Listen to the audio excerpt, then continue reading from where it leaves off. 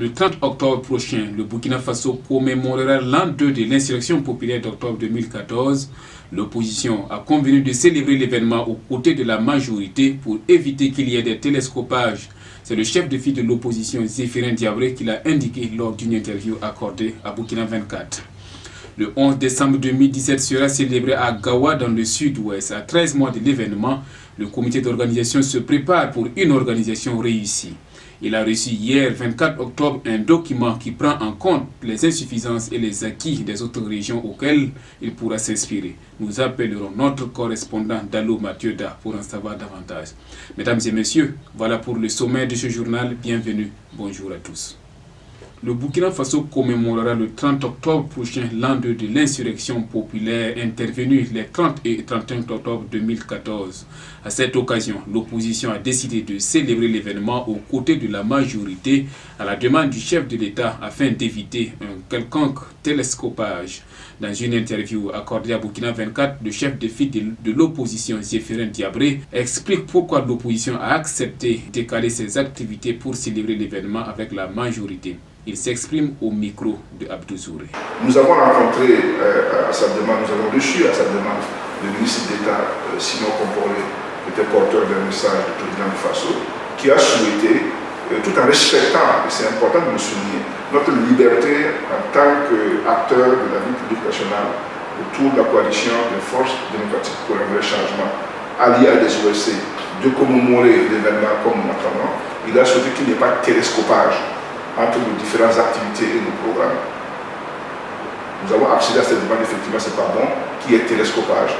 Et donc, les uns et les autres ont agencé leur programme tel qu'il n'y a pas de télescopage, mais la liberté entière chez nous, elle est là de commémorer l'événement comme nous l'entendons. Mais qu'est-ce qui a changé justement après cette date?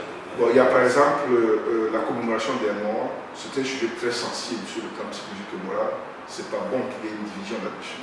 Comme il y a une cérémonie qui est prévue, je crois, au mouvement des martyrs. Donc, par exemple, nous serons à leur côté pour donc déposer les germes de fait qu'il faut, pas voulu qu'il y ait ce genre de choses dans deux fois et que sur la terme de nos martyrs, on soit en train de se séparer. Nous avions prévu un rassemblement, ça c'était la deuxième chose, le 30 octobre dans l'après-midi pour essayer de restituer éventuellement nos conclusions. Il se trouve que nous avons aussi avec un certain nombre d'activités qui sont importantes. Donc nous allons décaler notre meeting de toujours, puisqu'on peut le faire à tout moment, voilà, pour permettre aux gens de participer à ces événements qui sont programmés. Il y aura, nous avons dit, une marche le lundi 31, donc il va refaire le trajet allant de la place de la Révolution au site de l'ancienne Assemblée nationale. Nous allons inviter nos militants, nos sympathisants à se joindre à cette marche-là pour pouvoir donc commémorer avec l'ensemble des participants à notre événement. Voilà, c'est des aménagements comme ça que nous avons fait. D'autant que le 31, nous n'avons pas prévu une activité. Voilà. Il y a un certain nombre de panels qui sont organisés Tout à fait. Pendant cette conférence, mais on se demande bien qu'est-ce que vous allez faire avec ces panels-là. Est-ce que le mettre au gouvernement ou bien qu'est-ce que vous allez faire Non, d'abord, quand un parti politique ou un groupe de partis politiques fait ce genre de choses, c'est pour son usage personnel. Nous sommes une coalition, donc nous voulons bien qu'il y ait un enrichissement de notre compréhension.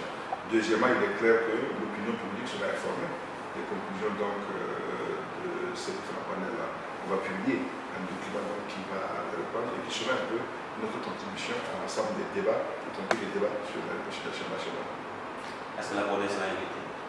La CODES sera invitée. Tout le monde est invité, je veux dire, tous les partis politiques, qu'ils soient de la majorité ou de l'opposition, sont invités à y prendre part. Et donc, il viendra qui le voudra.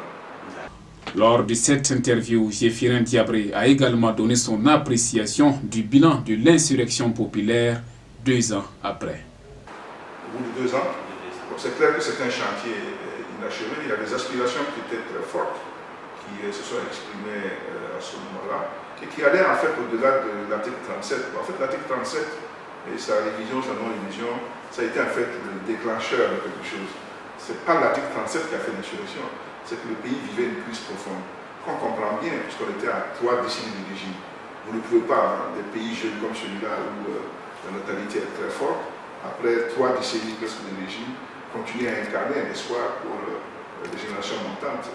L'enfant qui est né en 1987, quand le président Komporé est arrivé au pouvoir, en 1994, il avait 27 ans. il est assis devant la télévision, il voit qu'aux États-Unis, tous les 4 ou tous les 8 ans, les présidents se succèdent, il voit qu'ailleurs, c'est la même chose, il a accès à Internet, il entend le bouillonnement qui se fait à travers le monde, il a un problème, soit qu'il n'a pas d'emploi, soit qu'il est invalide, et il croit que c'est parce que le régime est là, que c'est comme ça. Vous ne pouvez pas enlever ça de sa tête. Donc forcément, il a une aspiration au changement. Donc, il y avait une forte aspiration au changement, au regard de la gouvernance qui était là. Et c'est à l'aune de ça qu'il faut mesurer un peu ce qu'on a mis ou ce qu'on n'a pas mis. Je veux dire que quand on fait le bilan, bon, les attentes sont toujours là.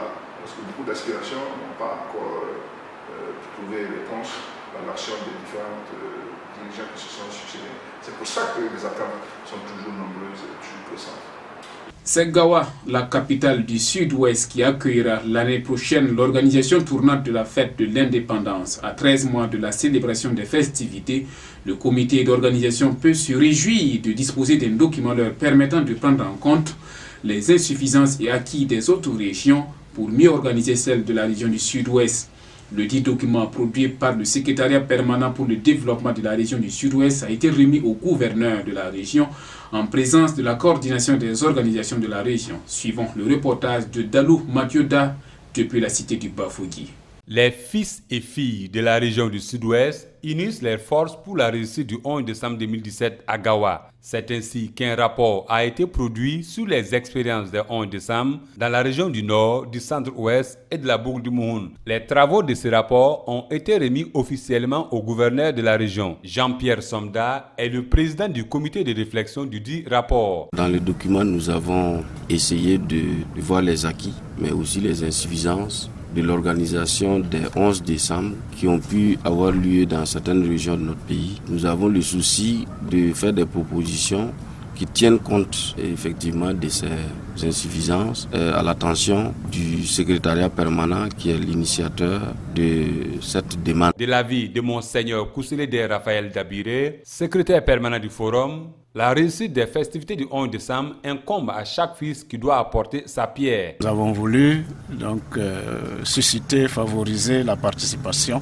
surtout de la diaspora, donc participer aux idées, aux suggestions pour célébrer cet événement au niveau global et au niveau des infrastructures surtout, et plus particulièrement en ce qui concerne la cité des forces vives. Selon le gouverneur Taksebani Tiema, cette initiative du secrétariat permanent pour le développement de la région du Sud-Ouest constitue une étape importante du démarrage des activités pour la fête de l'indépendance à Gawa. C'est la preuve que le 11 décembre est rentré dans le cœur de toutes les filles et fils de la région. C'est un document que nous allons découvrir.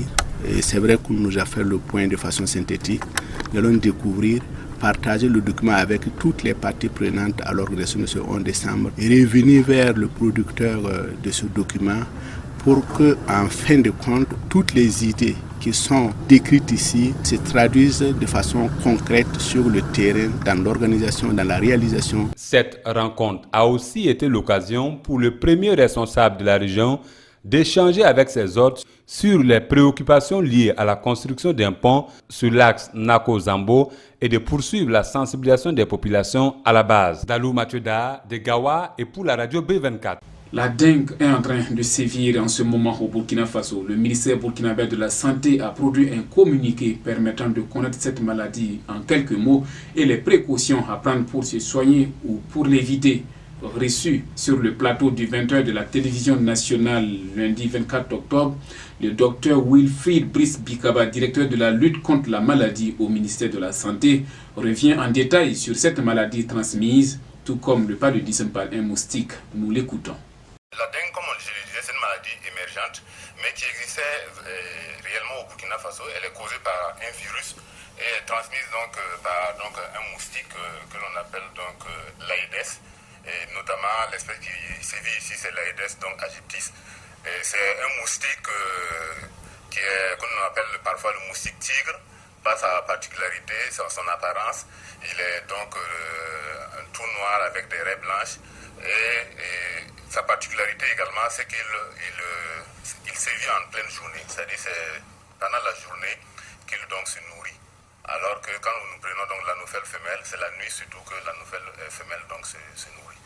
Donc il faut dire que cette maladie a été déjà notifiée depuis les années 1925 au Burkina Faso. En 1980, nous avons noté quelques épidémies également de dengue. Mais c'est une maladie qui est très peu connue. En 2013, nous avons notifié également quelques cas de dengue au niveau du Burkina. Mais pour ce qui concerne le cas cette année, c'est dans la ville de Ouagadougou principalement que nous avons notifié donc un certain nombre de cas anormalement élevés. Et pour éviter cette maladie, comment on fait? Pour éviter cette maladie, comme on sait bien que c'est une maladie qui est transmise donc, par un vecteur, les moyens de lutte donc, vont se baser essentiellement contre donc, ce vecteur-là. Et comme je l'ai dit, la particularité de ce vecteur, c'est qu'il est surtout donc, diurne, c'est-à-dire qu'il sévit pendant la journée. Donc il faut faire de telle sorte de ne pas rentrer en contact avec ces moustiques. Cela va donc à la destruction de tout ce qui est comme gîtes larvaires donc, autour des maisons. Nous avons vraiment autour de nos maisons des gîtes larvaires, donc des eaux stagnantes, des entrepôts où nous avons de l'eau également, les pots de fleurs où nous avons effectivement des moustiques qui se reproduisent. Il faut donc essayer de les détruire. Essayer également de les éviter le contact avec le moustique en portant donc des habits donc à longue marche, en mettant des pommades répulsives au besoin. Et dans les structures de soins où nous avons effectivement des malades, il est conseillé que ceux-ci, donc même le jour, soient également dans des moustiquaires pour éviter, étant donné que le moustique sévit donc le jour, pour éviter donc le contact avec les moustiques. Donc voilà, c'est un certain nombre. Il y a également d'autres petits moyens tels que l'utilisation des serpentins qu'on appelle ici communément mousticots pour éviter donc chasser les moustiques de l'environnement. Donc l'ensemble des moyens doit se baser essentiellement sur donc la lutte anti-vectorielle et lutter donc contre les moustiques. Et nous pensons que les petits moyens que nous avons peuvent nous permettre donc d'améliorer notre environnement et de réduire la quantité de moustiques qui donc pullulent dans l'environnement. Et donc vous parlez de nombre anormalement élevé.